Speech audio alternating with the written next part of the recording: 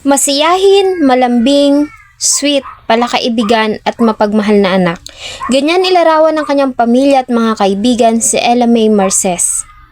Mataas ang pangarap ni Ella Mae at marami pa itong gustong marating. Isa sa mga bucket list nito ay ang makarating sa Disneyland at makatulong sa kanyang pamilya. Subalit ang lahat ng ito hindi na maisa sa katuparan dahil sa pagtatapos ng taong 2025 ay nagwakas din ang buhay at pangarap ni Ella Mae. Ang nakakalungkot lang dahil ang tinuturong salarin ay ang lalaking pinagkatiwalaan niya at minahal.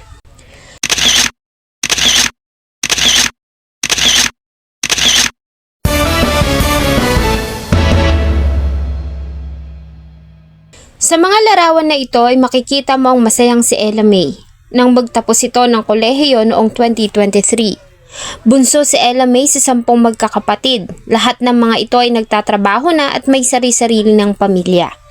Ang ilan sa kanila ay nagtatrabaho sa ibang bansa. Bagamat 10 silang magkakapatid ay mag-isa silang tinaguyod ng kanilang ina. Kaya naman isa sa mga pangako nila ay ang mabigyan ng magandang buhay ang kanilang Mami D.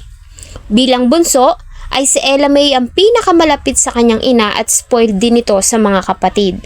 Nang makapagtapos ng kolehiyo ay agad ding nakahanap ng trabaho si Ella Mae. Bagamat may trabaho na ay hindi pa rin ito natitiis ng kanyang mga ate at kuya. Sa tuwing manghihingi ito ng pera ay agad nila itong binibigyan. Fashionista, makikinis ang kutis, balingkinita ng katawan at mahahaba ang maitim nitong buhok. Dahilan kaya naman maraming kalalakihan din ang nanligaw kay Ella Mae. Subalit isa lang ang nakahuli sa mailap nitong puso. Nang magtrabaho si Ella Mae sa isang telecompany sa Ortigas Center sa Pasig City, ay dito niya nakilala si Ian Christian Ver Valderrama. Magkasama ang dalawa sa trabaho at napabilang pa sa iisang grupo, kaya naman lagi silang magkasama sa lahat ng oras at aktibidad ng kumpanya. Kung si Valderrama po and si Ella Marces ay magka-team po sila. Kung ano po yung mga activities po meron na ang company namin po, automatic mo magkasama sila. Ayon sa mga nakakakilala sa dalawa, noong una ay maayos naman na naging relasyon ng magkasintahan. Malambing si Christian at very supportive partner, kaya naman talagang nahulog ang loob ni Ella Mae dito. Kalaunan ay nagdesisyon na ang dalawa na magsama. Hindi naman ito lingid sa kaalaman ng pamilya ni Ella Mae.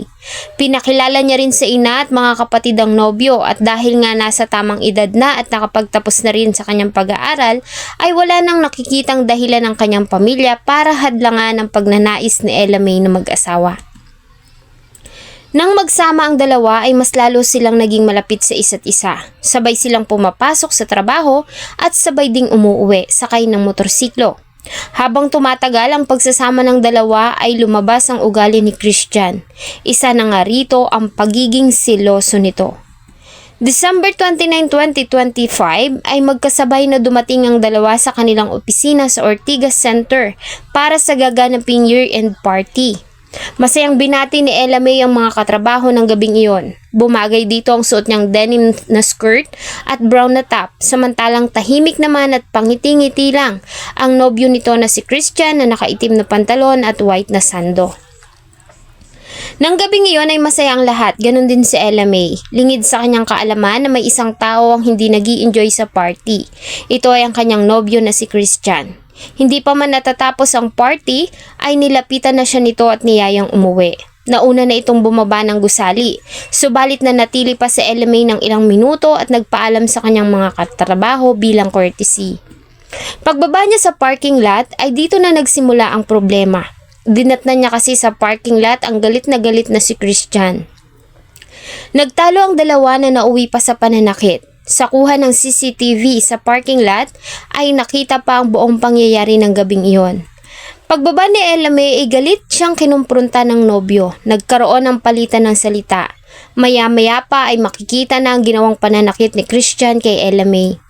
Ilang beses nitong tinadyakan, sinabunutan at winasiwas ang maliit na katawan ni Ella Mae. Sa kabila ng natatanggap na pananakit ay tila naman nakikiusap ang biktima sa kanyang nobyo na huwag siyang iwan.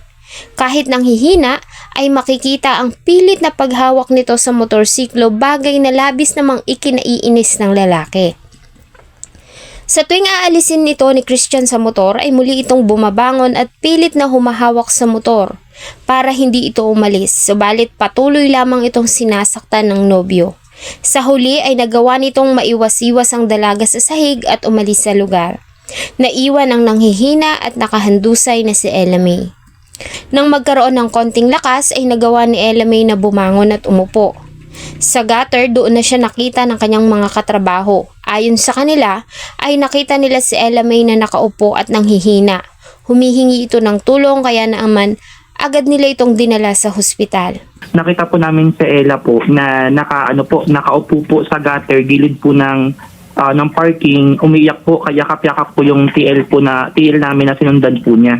Kasunod po namin po pumunta ng parking. Even po yung TL namin during that time, sir, wala rin pong alam sa nangyari, wala pong nakita. Nakita lang din po talaga namin siya na umiiyak na po. Naghahanap na po ng tulong. Bago madala sa hospital ay nagawa pang mai-report na Ella May sa mga pulis ang nangyari. At base mismo sa kanyang salaysay ay nagselos ang kanyang live-in partner na si Christian sa katrabaho niyang lalaki na siyang naging ugat ng kanilang pag-aaway. Pagdating sa hospital ay tuluyan ang nawalan ng malay si Ella May kaya agad itong nilapatan ng lunas ng emergency doctors doon. Akala ng pamilya ay maayos na ang kalagayan ni Ella. Subalit noong December 31, 2025 sa pagtatapos ng taong 2025 ay bigla itong inatake at nag-seizure. Sinubukan itong i-revive ng mga doktor subalit tuluyan ang namaalam si Ella May. Base sa kanyang death certificate, ang cause of death ay dahil sa malalang trauma at bugbog na tinamo nito sa kanyang ulo. Dahil sa pagkamatay ni Ella May, ay agad na sinampahan ng kasong pagpatay si Christian Valderrama sa Prosecutor's Office ng Pasig City noong January 6, 2026. Sa imbestigasyon ng mga pulis, selos ang lumalabas na motibo sa nangyari. Ito marahil ang dahilan kung bakit maraming malalaking kumpanya ang nag-i-implement ng rules na bawal ang mag-asawa o magkarelasyon sa iisang kumpanya. Maliban sa naaapektuhan ng kanilang trabaho ay nagiging ugat din ito ng malalim na problema gaya ng nangyari sa dalawa. Sa paglabas ng warrant of arrest laban kay Christian ay hindi na ito matagpuan ng mga pulis. Hindi na ito pumapasok sa trabaho mula nang maganap ang insidente. At ayon sa mga kamag-anak at pamilya nito ay hindi nila alam kung saan ito nagpunta. Hanggang ngayon ay patuloy na hinahanap ng kapulisan si Christian Valderrama. Nananawagan na rin ang pamilya Marces at mga kaibigan ni Ella May na kung sino man ang nakakita o nakakaalam kung nasaan ang suspect ay agad na makipag-ugnayan sa PNP.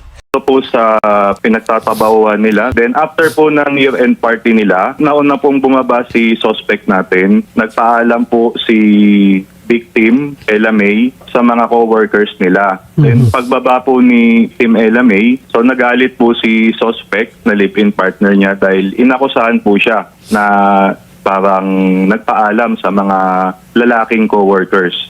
Therefore, parang may anggulo po ng jealousy. Nang ihatid ng kanyang pamilya si Ella May sa kanyang huling himlayan ay pinangako din ng kanyang mga kapatid sa kanya na gagawin nila ang lahat para mabigyan ng hustisya ang nangyari sa kanya.